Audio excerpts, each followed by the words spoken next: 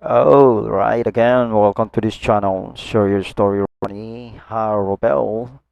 And I just want to thank you for those who are watching my video upload last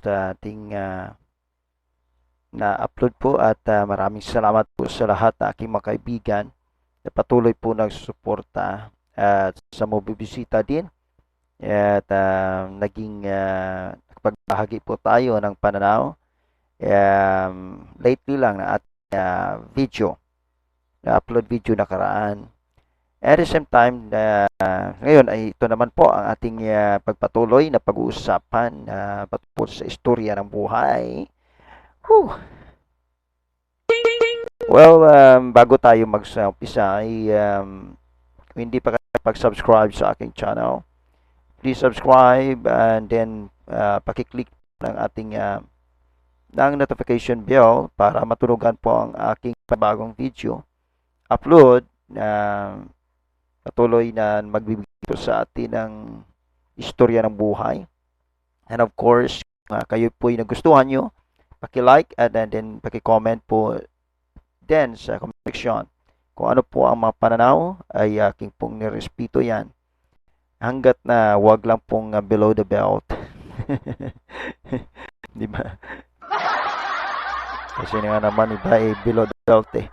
But anyway, so we're still now here and anyway, mayroon po tayong maganda po no na ipapakita ko ngayon ay ating pong matagal ko na itong passive income po sa aking cellphone. Kung naisin mo lang ng nais nyo po itong nilagay po ang link yan at malapit na rin po tayong magka just out or kaya magka-withdraw dyan. So, malaki din rin po ito. Dahil po alam nyo is $20 din po yan. Diba? Wow. Great.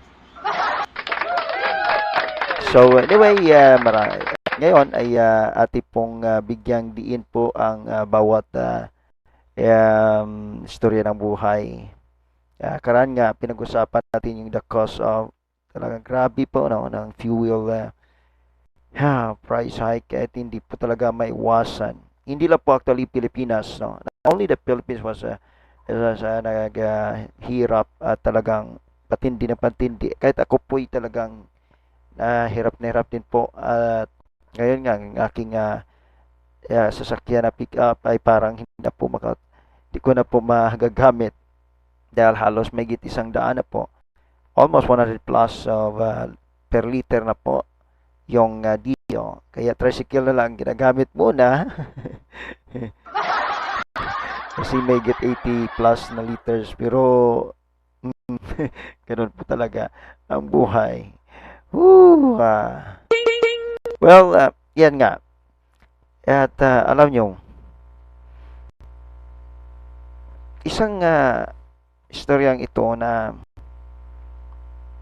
pinag-iisipan natin at nag-research po tayo patungkol po sa Iran, US and Israel. Alam niyo ba na itong ang Israel, Iran at saka USA ay dating matalik magkaibigan po ito. Ngayon ay nagiging mortal na enemy na, kaya po tayo nadamay sa kanilang pag-aaway. Pero ang purpose naman po ng Israel ay hindi lang po para sa kanyang personal na kapakanan, kundi para daw sa lahat. Yan pong sinabi. Ayan po. Para po lahat daw eh. No, sabi po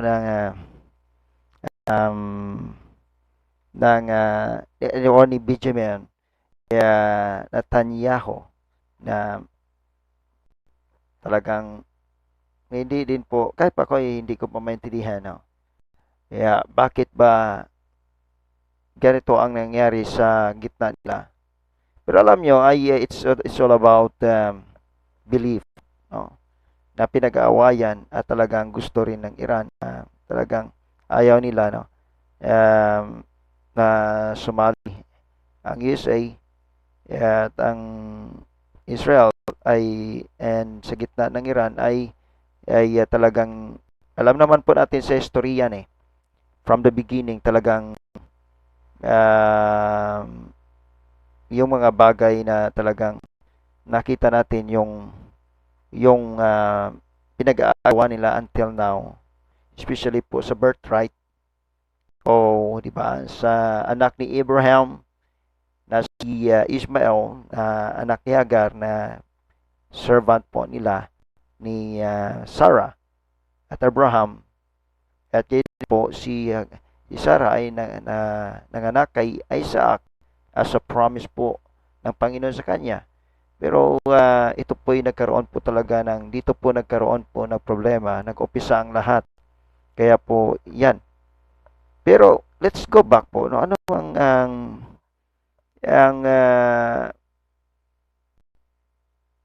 ang Iran ba talaga? No? Ano ba talaga? At sa katunayan, ang original po ng pangalan ng Iran, according to the Bible, it's 29 times po nag-appear yan sa Bible.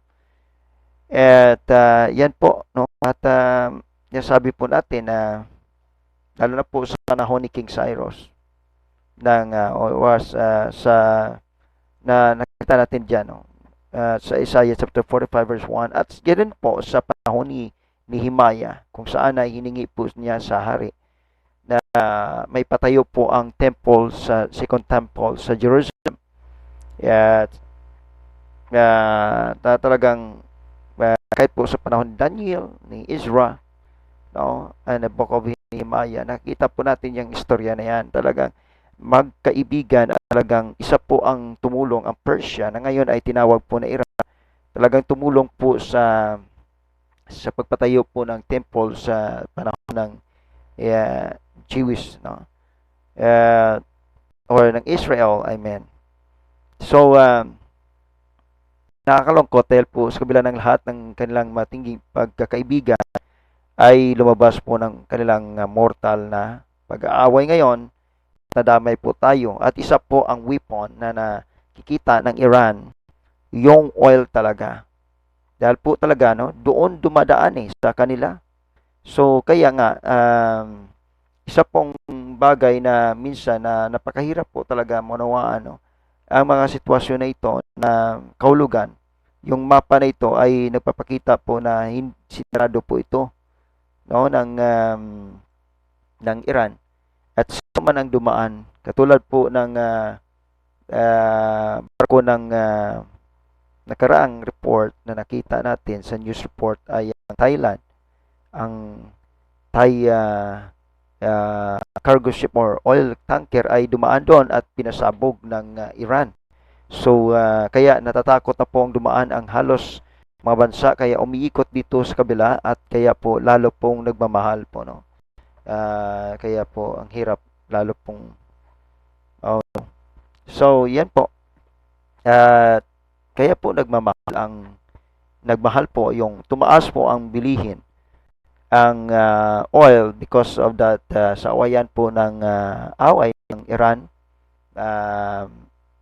no, sa Israel at sumali ang USA. Pero nagtulong ang USA sa ibang bansa katulad ng Japan ay hindi po tinanggap ang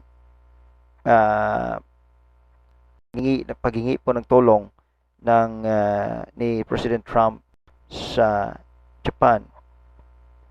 Kaya kasi iniiwasan itong natawag pong Third World War.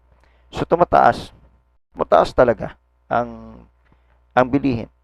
Pero I want to share with you, sa katunayan talaga, hindi naman talaga ganun kataas ang ating bilihin, no? Yan nga sinasabi ko, natataas talaga hanggang 100 plus ang bilihin.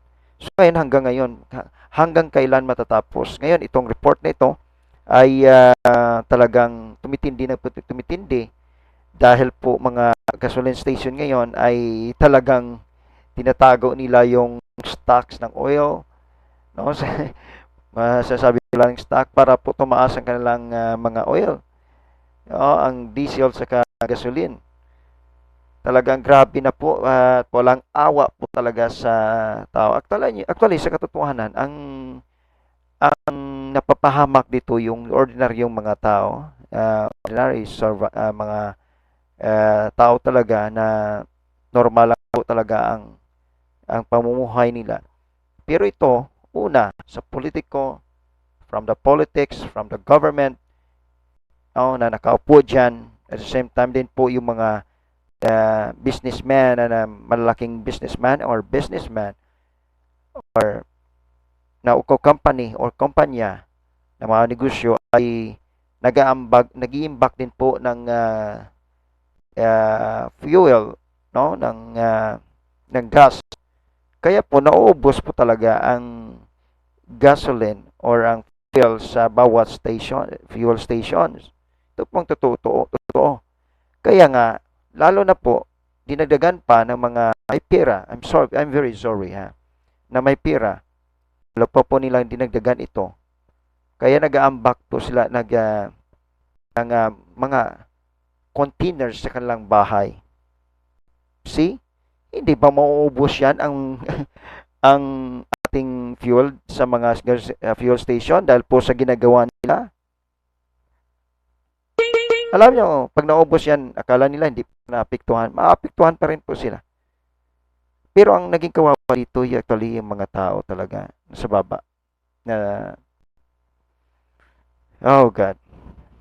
Nakakaloko talaga, no? Dahil ang tao ngayon naging makasarili. Kahit po sa pagkain, iipon na rin po ang tao sa kanilang pagkain. Alam nyo, if we studied po sa Bible, I want to share with you. Talagang umpisa po ito ng this is the beginning of sorrow. And this is what happened from the Bible. And we call this the rumors of wars. Natakot ngayon ang tao sa Third World War. Kaya ito po yung rumors of wars. Wala pa. Hindi pa po alam ang mangyayari. Pero kung tayo po ay hindi magkukontrol, matatakot po tayo, hala po tayo ng hala na wala tayong pakialam sa iba, ay talaga po sigurado magkakaroon po ng Third World War yan. See, ang Biblia po nagsasabi po talaga, it is the beginning of sorrow, which is, bakit pa? Merong kapagatian. Dahil po sa paggagawa ng tao din. Natawag po nations against nation, kingdom against kingdom. See, kaya nagkaroon po ng famines, pestilences, tama po yun. See, pero alam mo, ililigtas ng Panginoon ng kanya talaga. It's written by the Bible. So, paikliin ng Diyos, no, ang araw for the sake po sa kanyang elects, sa kanyang mga tao. Kaya po ang mga tao talaga ay hindi po nagbigay ng panahon talaga sa Diyos, sa kanyang salita po. Importante po talaga ang salita ng Panginoon. But anyway, and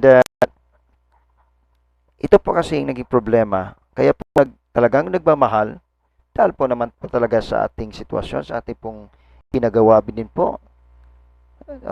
Kahit po yung mga sakuna na nangyari ngayon, mayroon pong flooding, mayroon pong nasusunog sa bundok, bakit pa nagkaroon ng climate change. Actually, gawa rin po ito ng tao, ang basura, gawa po ng tao talaga. See? Pag naubos po ang fuel, ano ba mangyari po sa atin? Hindi lang po ang may pira, ang mahirap, ang mugutom, lalo na ganyan po ang may pira. Pero that's the reason why na sana po ay wag po tayong panic buying. Yung panic buying po ay hindi po normal. Yan. Sabi po ng isa dito na nag-message, normal po ang panic buying. No. It's not po normal. Kagagawa din po ng tao yan. Dahil po sa natatakot po sila sa mangyayari sa sitwasyon. Alam niyo, bakit mahirap lang ba ang maapektuhan? Hindi. Lahat po ng tao ang maapektuhan po talaga. Ang mahirap ay sanay na rin po sa kahirapan yan. Pero paano? Darating panahon, according to the Bible, I want to share with you, ang pira na mayroon po tayo sa bangko ay hindi na po natin makikinabangan yan. Yes po. Hindi na po talaga makinabangan yan. Kaya po sana magiging kalma lang po tayo. Kung pakinggan nyo ko, kung sa inyo po, sa inyo yan, uh, yan po talaga ang buhay natin. Kaya po hindi po Pilipinas ang napiktuhan. Buong mundo po talaga dahil sa takot. Nagmahal na po. Nagmahal na po talaga. So anyway, sana po wag po tayo lumimot sa panalangin or through by prayers. Kailangan po natin manalangin. We need wisdom po. We need wisdom at kailangan po din po at meron po tayong knowledge. Magbasa po tayo. Yun po ang kailangan natin because there's a power in knowledge po. Yeah. I do believe. So, kita mo si King Solomon, ano bang sabi ng Panginoon sa kanya bago siya maging hari? Sabi, ano bang anong kailangan mo, anong hiningi mo? Alam nyo, ang hiningi ni King Solomon, hindi po kayamanan, hindi po anuman, hindi man posisyon, kundi po ang hiningi niya ay wisdom. Yes. Kaya po kailangan po talaga natin ng wisdom sa panahon ito. Kaya po ang ating gawin ay magtulungan. Katulad pong ginagawa natin dito, tutulungan po tayo sa ating mga channel as a content creator. So ngayon ay isa pong way din po tayo po magkaroon po ng earnings din po, di ba? So anyway, dito na lang po ang ating pag-uusapan sa istorya ng buhay or share your story, Ronnie Harabel. Kaya huwag kaligtaan na mag-subscribe sa aking channel para patuloy po tayong mag-uusap. Okay? And don't forget to like and comment this in the comment section and I will support you too kung kayo din po ay content creator o kayo ay mayroong din pong channel. At maraming din po salamat sa patuloy na dumadaan sa akin as pakinig sa istorya ito. Share your story, Ronnie Harabel, and see you again the next nating istorya ng buhay. Share your story. Bye-bye. God bless you all. See you again. Let's upload video.